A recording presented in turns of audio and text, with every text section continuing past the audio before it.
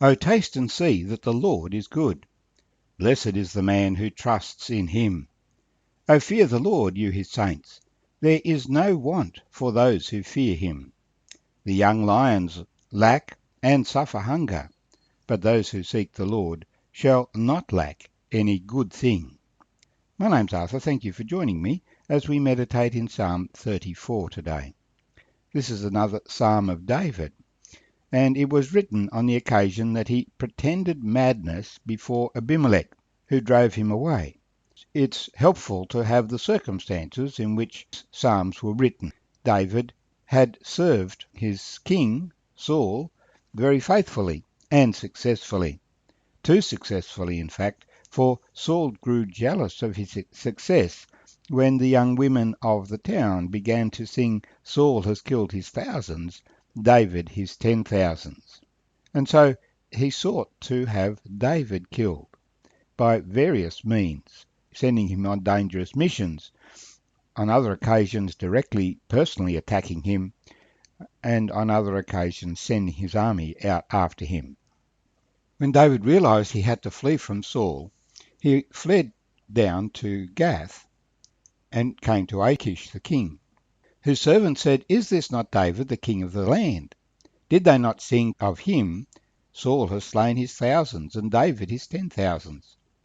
David took these words to heart and was very much afraid of Achish the king, so he changed his behaviour before him, pretended madness in their hands, scratched on the doors of the gate, and let his saliva fall down on his beard. And Achish said, "Look, you see this man is insane. Why have you brought him to me? Have I need of madmen, that you have brought this fellow to play the madman in my presence? Shall he come into my house?" So David left Gath and went back into the wilderness of Israel. So we have David escaping by the skin of his teeth, as it were, from certain death, at least from arrest and imprisonment. And David responds by praising the Lord. He had made a bad decision, obviously, in turning to the Philistines for help. But God had delivered him anyway. God had given him wisdom to know how to respond so that he could escape. Well, let's see what David wrote in response to this situation. "I will bless the Lord at all times. His praise shall continually be in my mouth. My soul shall make its boast in the Lord. The humble shall hear of it and be glad. O magnify the Lord with me, and let us exalt his name together." David is not taking any credit for his situation for himself. It was his foolishness that got him into trouble. No, but the Lord has delivered him. He seeks to obey the Lord, and so he says, "Come and join with me as we exalt the name of the Lord." He goes on, "I sought the Lord, and he heard me, and delivered me from all my fears. They looked to him and were radiant, and their faces were not ashamed. This poor man cried out, and the Lord heard him, and saved him out of all his troubles. The angel of the Lord encamps all around those who fear him, and delivers them." So, while the account in Samuel just tells us that David dribbled and pretended madness, here David says, "I sought the Lord. I called on the Lord. I cried out to him, and the Lord heard him and delivered him." He says, "He heard me and saved me out of all my troubles." And so there's a principle here. The angel of the Lord encamps all around those who fear him and delivers them. So do you have the angel of the Lord with you? Are you walking in God's way and seeking to honour and glorify him, that the Lord will take care of you? Verse 8, "O taste and see that the Lord is good. Blessed is the man who trusts in him. O fear the Lord, you his saints. There is no want to those who fear him. The young lions lack and suffer hunger, but those who seek the Lord shall not lack any good thing." An invitation by David to come and experience the Lord for ourselves. The goodness of the Lord. Taste and see that the Lord is good. God has many characteristics, but one of them is goodness. And so The person who trusts in him is in the secure position. We should trust the Lord in our circumstances. And he goes on to say that if we trust him, he will make sure that we do not miss out on anything that is good.